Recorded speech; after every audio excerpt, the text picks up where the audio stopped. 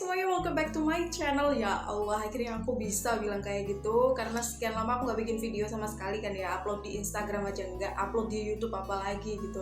Karena aku berhenti ngonten total tuh kurang lebih 5 bulanan. Guys, I'm pregnant right now ya. Karena alhamdulillah aku udah hamil sekarang dan udah usia 5 bulan kandungan. Terus sekarang aku mau share ke kalian gimana caraku melakukan skincare rutin di selama kehamilan ini dan produk-produk apa aja yang aku hindari, terutama ingredientsnya sih, bukan produk. So kalau kalian lagi hamil dan bingung nih gimana ya aku pakai skincare atau apa yang harus aku hindari gitu skincarenya, keep on watching.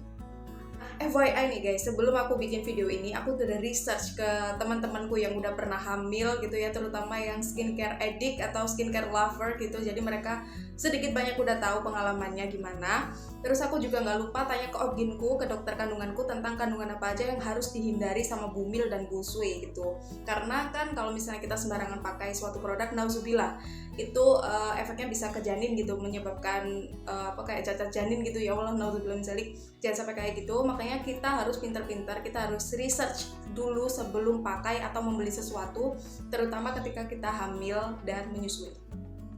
Oke, jadi sebelum kita masuk ke skincare rutinnya nanti, aku mau jelasin dulu ingredients apa aja yang mesti dihindari sama bumil dan busui, terutama bumil ya, karena memang bisa masuk ke sel-sel darah kita atau whatever itu istilahnya kayak gitu. Pokoknya bisa nyampe ke janin kita dan bikin cacat janin, nauzubillah min dzalik kan ya.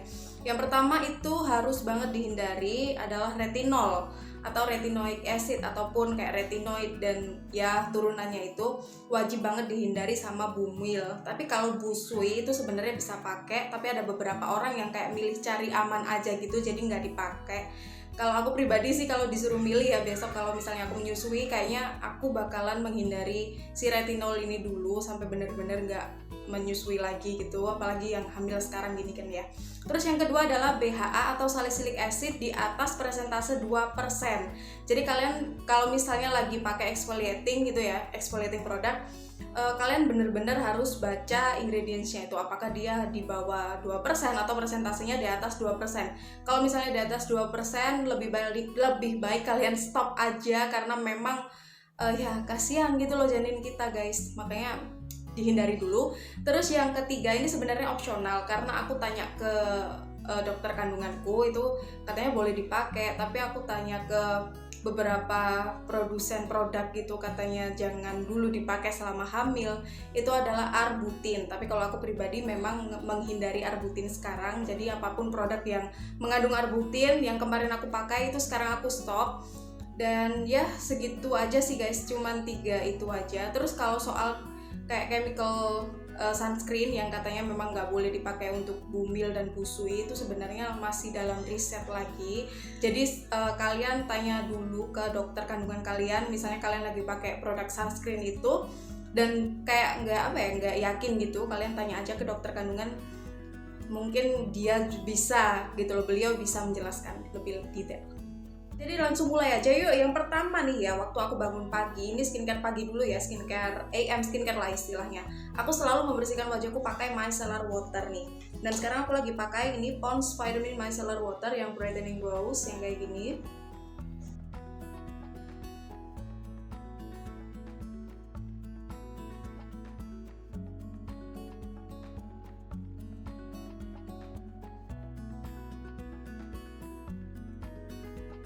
Nah, alasanku kenapa pakai micellar water dulu sebelum pakai face wash, karena aku ingin memastikan sel-sel kulit mati yang ada di wajahku dan juga sisa-sisa skincare yang dipakai di malam hari itu benar-benar keangkat sempurna gitu loh guys. Jadi ini prinsipnya double cleansing gitu, pagi dan malam. Dan semua produk yang nantinya aku share di video ini itu sebenarnya sama aja waktu aku pakai pagi dan malam hari, cuman yang membedakan itu sunscreen doang sih.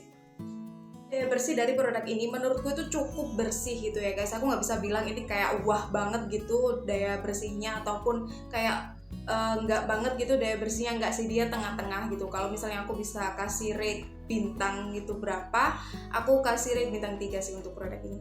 Nah, lalu setelah aku pakai micellar water, aku lanjut pakai face wash, dan sekarang aku lagi pakai dan suka banget sama produk ini. Ini wadah yang Hydra Rose Gel to Foam Cleanser. Ini bener-bener mild, bener-bener bikin kulitku itu kayak apa ya, kayak nggak geradagan gitu loh guys tuh. kayak mulus aja, halus gitu. Makanya aku suka banget pakai ini dan dia melembabkan kulitku, karena aku notice semenjak hamil kulitku itu jadi lebih ke dehidrasi gitu ataupun kering. Makanya aku suka banget pakai face wash ini. Oh ya, dan pH dari produk ini tuh antara 5-6, makanya dia tuh gentle face wash. Aku pakai dia tuh pagi dan malam dan gak bikin kulitku kering sama sekali. Sebelum aku pakai produk ini tuh kan aku biasanya pakai yang high pH gitu kan, dan itu bikin kulitku itu di sini terutama di daerah bawah mata itu kayak garis-garis halusnya itu lebih ketara. Tapi semenjak aku switch ke gentle face wash itu di sini area sini garis-garis halusnya lebih berkurang jauh. Makanya aku sekarang lebih suka pakai gentle face wash pagi dan malam.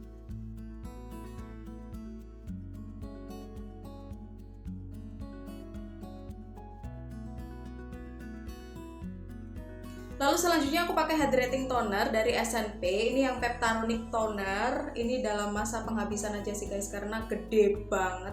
Isinya itu 320 ml dan aku beli ini tuh dari bulan Oktober tahun kemarin. Sampai sekarang itu masih belum habis nih, masih sisa segini. Aku sekali pakai itu biasanya di layer.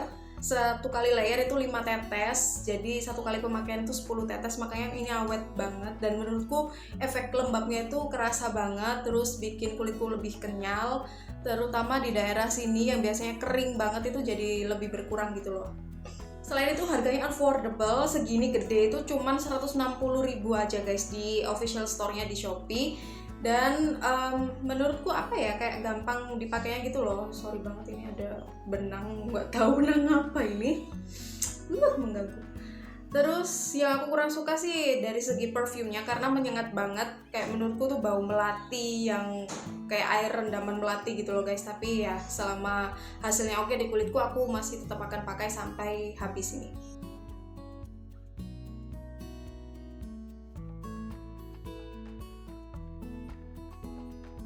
Lalu setelah pakai hydrating toner, aku lanjut pakai serum. Ini dari Scarlett yang Glow Toning Serum. Ini varian terbaru ya dari Scarlett untuk serumnya. Dan aku lagi bikin review tersendirinya gitu. Nanti kalian kalau misalnya penasaran gitu sama review ini bisa dicek di situ. Dan aku suka banget sih jujur. Ini pemakaian hari keberapa ya? Hari kelima, dan menurutku dia bikin kulitku jadi tambah lembab. Karena memang seperti yang aku bilang tadi, selama hamil kulitku tuh lebih ke dehidrasi to dry gitu kan. Makanya aku cari sesuatu yang melembabkan seperti serum ini.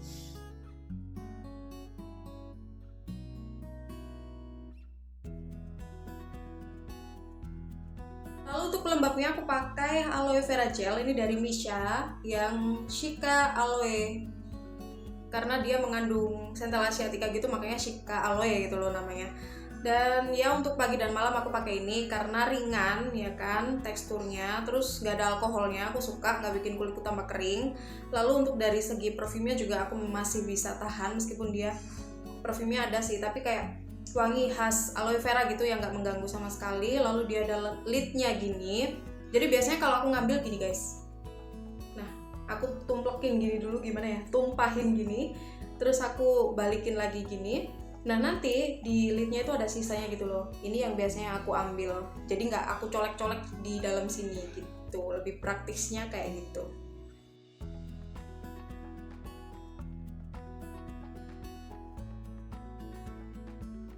Lalu setelah aku pakai aloe vera gel tadi, aku lanjut pakai eye cream. Dan sekarang aku lagi pakai Himalaya yang under eye cream. Ini tube keduaku, karena PAO-nya tuh singkat guys, PAO-nya tuh sekitar 6 bulan gitu. Produkku yang sebelumnya tuh belum habis gitu, tapi udah kelewat masa PAO-nya, jadi aku ganti ke yang baru. Dan aku suka sama ini karena teksturnya ringan, meskipun dia teksturnya krim gitu ya, tapi gampang meresap dan gak ada parfumnya sama sekali. Jadi kalau misalnya kalian kayak bau obat atau bau jamu gitu, yang mana dia memang dari bahan-bahan herbal gitu ya, jangan kaget kalau misalnya dia bau jamu.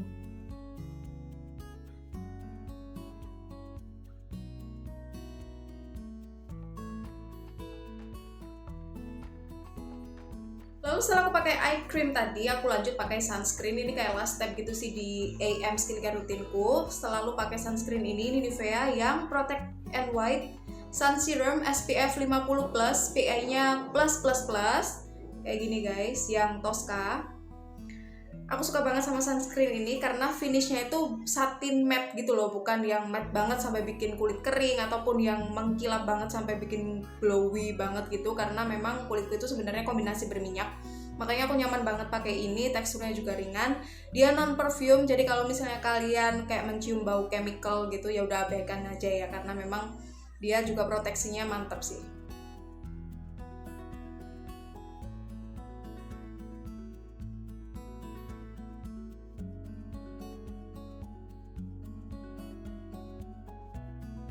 Aku hampir lupa aku pakai lip balm, dan ini aku selalu pakai lip balm DIY, lip balmku yang ini. Jadi dia color lip balm gitu guys. Aku udah bikin ini kayak 2 harian gitu, baru 2 hari, tapi ini kayak rajin banget aku pakai karena warnanya cantik banget. Kalau misalnya kalian pengen tahu gimana step-stepnya dan bahan atau produk apa aja yang aku pakai, bisa dicek di highlight IG ku @deviavibes ini, sekalian promosi. Dan ini emang bikin bibir lembab gitu loh guys, nih aku pakai ya sekarang gini tuh, di tap aja gitu. Cakep kan warnanya, makanya aku suka banget banget. Ini kalau misalnya udah habis aku bakalan beli lagi produknya dan aku DIY lagi, bikin lagi lah pastinya. Ini kalau misalnya di swatch di depan ring light itu kayak gini tuh, jadi kayak sheer gitu. Tapi kalau misalnya kalian mau build ya bisa aja tuh, warnanya cakep kan, kayak burnt orange gitu, cantik banget. Terus dia bikin lembab juga, yang aku suka banget pakai ini. Sekarang lip balmnya ganti ini.